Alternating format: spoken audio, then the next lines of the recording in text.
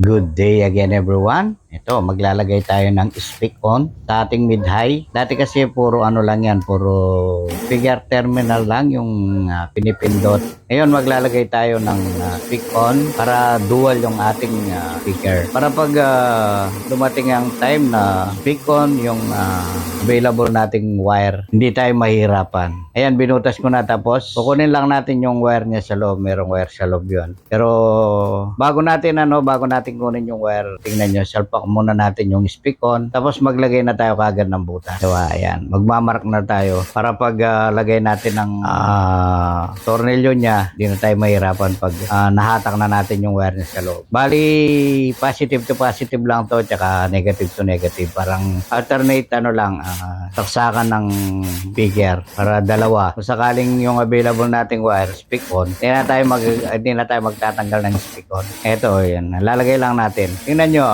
positive to positive, negative to negative lang. Ganyan lang yung connection niya. Eto nyo, yan. Sarili ko nang gawa yan, ako na naghihinang. Dahil natapos naman tayo ng electronics kahit pa paano. May konting nalalaman din tayo sa pagdating sa electronics. Di lang tayo pa marunong magkampuni dahil hindi natin kinonsentrate yung paggagawa ng mga amplifier at saka mga iba-ibang equipment ng electronics. So tapos lalagay na natin. Yan, hininang na rin natin. Ganda, 'di ba? Di tayo mahirapan, tapos silak na natin ayon sa kung sesentro na yung butas para sa paglagay ng wire. Dalawa 'yan. 'Di ba? Yan ang kasi kagandahan niya pag meron siyang terminal na ganyan, tapos meron siyang speak on. Kung sakaling gaya na sinabi ko, speak on yung nakahandang wire, hindi na tayo magtatanggal, di ba? Hindi na natin naalisin yung terminal na male na speak on. Ayan. Diretso lang yan, pares lang yan. Parang input-output lang, di ba? Pag maglalagay ka ng wire, tapos balik na natin.